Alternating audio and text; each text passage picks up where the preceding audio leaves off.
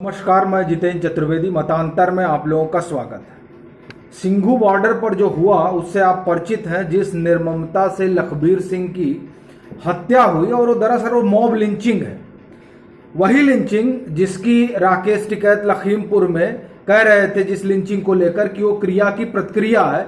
अब वो क्रिया की प्रतिक्रिया लगता है भारी पड़ गई और मॉब लिंचिंग का समर्थन करना उनके लिए आप एक तरीके से समझिए कि बड़ा महंगा पड़ गया, क्योंकि वो सिंघू बॉर्डर किसान आंदोलन का, जिसे एक तरीके से समझिए कि गढ़ कहा जाता है, वहां पर यह हत्या हुई। लखबीर सिंह की हत्या हुई और जिन लोगों ने हत्या की, मतलब निहंग सिख, उन्होंने माना कि हाँ, हमने हत्या की। हत्या क्यों की?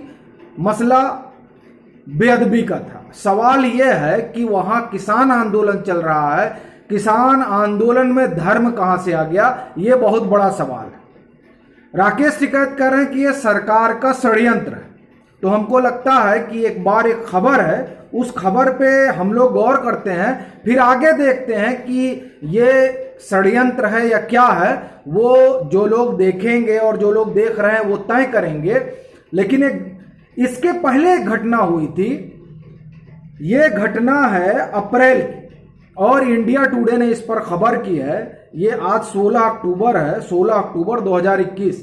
ये जो लखबीर सिंह की निर्मम हत्या हुई है, उसका हाथ काट दिया गया, उसका पैर काट दिया गया। वो आप लोगों ने देखा ही होगा। वो उस डिटेल में जाने की जरूरत नहीं है, क्योंकि जिस तरह से लखीमपुर के तमाम वीडियो आए थे, उसी तरह से उस घटना के भी तमाम वीडियो बताया जा रहा है कि है। और उसको देखने के बाद लोग सवाल उठा रहे हैं कि क्या इस तरीके की संवेदनहीनता हो सकती है। बहरहाल हम उस पर नहीं जाएंगे। हम जो खबर हुई है उस खबर पर आते हैं।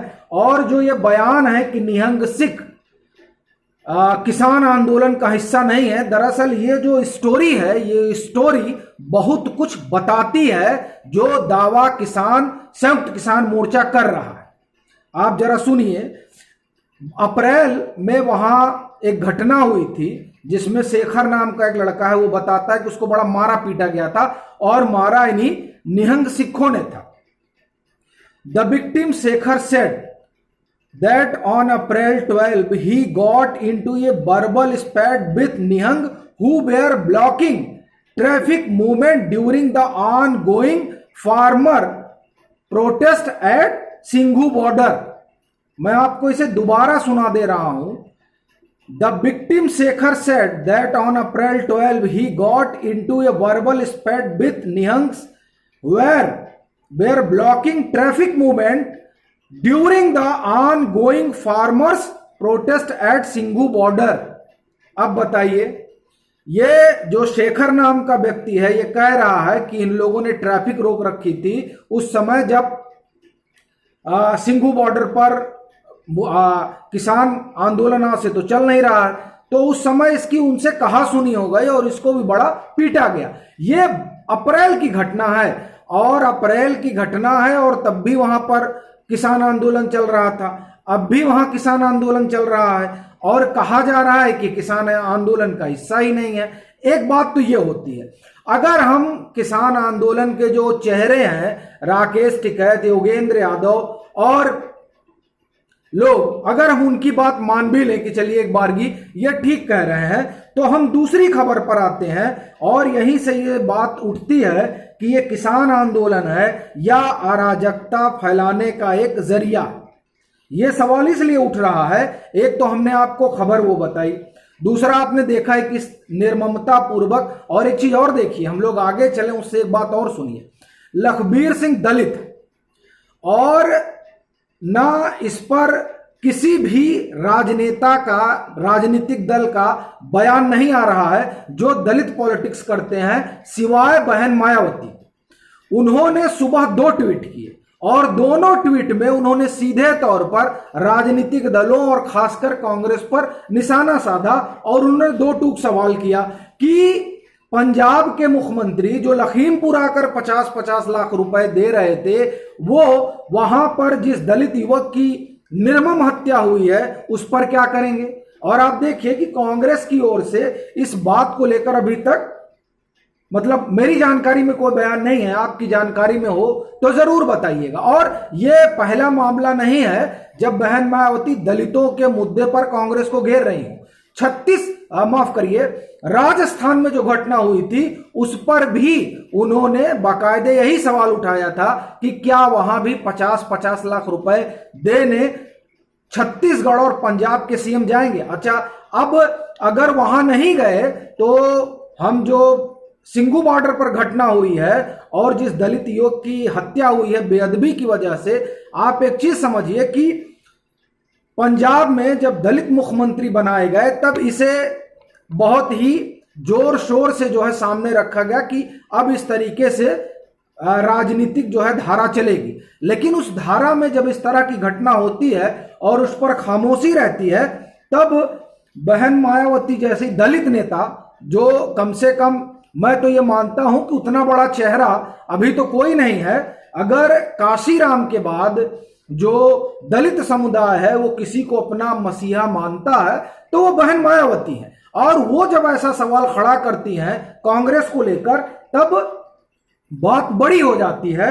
और इसमें जब वो दूसरी चीज जो जोड़ी जाती है वो ये, जब किसान नेता ये कहते हैं कि दरअसल ये राजनीतिक षड्यंत्र है, तो दैनिक जागरण की एक खबर है, वही दैनिक जागरण जिसको जला दिया गया था, ये जब उसने ये हेडिंग दी कि लखीमपुर में उपद्रवियों का उत्पात, तब उस अखबार की प्रतियां जगह जगह जलाई गई और लेफ्ट लिबरल तबाल के जो लोग हैं उन्होंने इस पर बड़ी बहस छेड़ी। यह अलग बात है कि जो सिंघू बॉर्डर पर हुआ उसे लेकर कहीं कोई बहस नहीं चल रही है, लोगों ने खामोशी की चादर ओढ़ रखी है क्योंकि यह उनके राजनीतिक एजेंडे को सूट करता है। बहरहाल हम उस एजेंडे पर नहीं जाते हैं, हम उस खबर पर आते हैं जो खबर दैनिक जागरण ने की है। और उस खबर की माने तो बड़ी विभत्स स्थिति है सिंघू बॉर्डर की।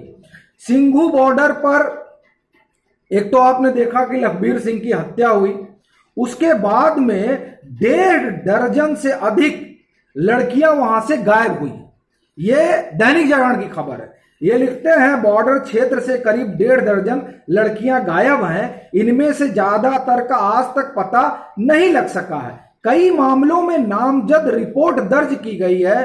पुलिस केवल उन आरोपियों पर कार्रवाई कर पाई है जिनको प्रदर्शनकारियों ने स्वयं लाकर पुलिस को सौंप दिया है। हालात यह है कि लोगों ने परिवार की महिलाओं को संबंधित क्षेत्रों में जाने से रोक दिया है। यह सिंघू बॉर्डर की स्थिति है, मतलब अराजकता का माहौल है। और इसीलिए सिंघू बॉर्डर हो या टिकरी बॉर्डर हो या गाजीपुर बॉर्डर हो, यहाँ के लोग, यहाँ के व्यवसायी, यहाँ के रिहायशी लोग खासा परेशान है और इसी वजह से वो कोर्ट तक गए हैं। और अब ऐसा, अभी इस घटना के बाद जो है, जो सिंघू बॉर्डर पर घटना हुई और जिसमें जो है हत्या हुई, उसके बाद लोग गए सुप्रीम कोर्ट की, अब यहां से इसको खाली कराया जाना चाहिए। तो सवाल ये है, ये जो तमाम चीजें हुई हैं, इसे अगर किसान नेता जो हत्या हुई लखबीर की, उसको अगर वो राजनीतिक षड्यंत्र बताते हैं तो ये जो तमाम खबरें वहां आ रही हैं, और आप देखिए कि हत्या का ये एक मामला, एक हमने आपको बताया इंडिया टुडे ने जो खबर की थी, उससे पहले भी वहां दुराचार की खबरें आती रही।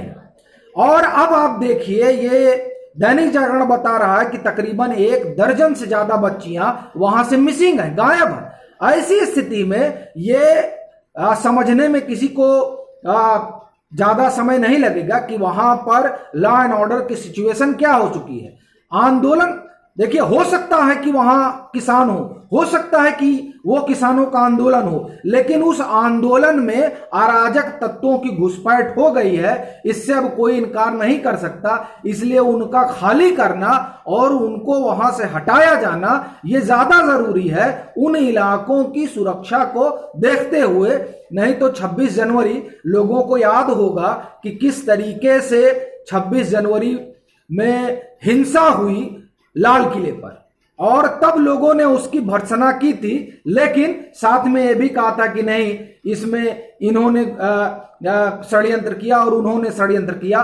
खासकर पंजाब सरकार ने तो सीधे कहा था कि ये दिल्ली पुलिस का षड्यंत्र है किसान आंदोलन को बदनाम करने के लिए। बड़ी बात यह है कि अब जो लगातार घटनाएं चल रही हैं और वो बदनाम करने के लिए है, या ये अब मान लेना चाहिए जो लोग इस आंदोलन से जुड़े हुए हैं कि दरअसल अब ये आंदोलन चलाने का मतलब ये होगा देश और समाज में अराजकता फैलाना। अब ये देखने वाली बात होगी कि जो इस आंदोलन के चेहरे हैं वो क्या निर्णय लेते हैं। लेकिन एक बात तो तय है कि भाजपा और उसकी अगुवाई वाली सरकार को बड़ा मौका मिल गया है। सिंघू बॉर्डर की जो घटना हुई है उससे उनको एक अवसर मिला है इस पूरे, अगर ये आंदोलन है तो इसे घेरने का। चूंकि आप देखिए आईटी सेल के जो मुखिया हैं भाजपा के, अमित मालवीय ने बड़ी तीखी टिप्पणी की है और वो सीधे ये उनके लफ्ज हैं कि जब वहां क्रिया की प्रतिक्रिया थी, वहां जो हुआ उसको क्रिया की प्रतिक्रिया कहा गया, तो अब यहां जो हो रहा है वो दरअसल उसी का परिणाम है जिसको वहां पर वैधता दी गई थी। तो अब यह माना जा रहा है कि जो आंदोलन पश्चिमी उत्तर प्रदेश से होता हुआ और तराई तक फैलाने की ये लोग कोशिश कर रहे थे, उन सारी चीजों पर अब एक तरीके से ये पूरा आंदोलन और इसके अगुआ बैकफुट पर आ गए हैं। क्योंकि ये जो घटनाएं हैं और जो खबरें हैं, उन खबरों से इस आंदोलन से जुड़े लोगों में हड़कंप मच चुका है। चलते हैं, फिर मिलेंगे एक नए मसले के साथ। तब तक के लिए राम राम।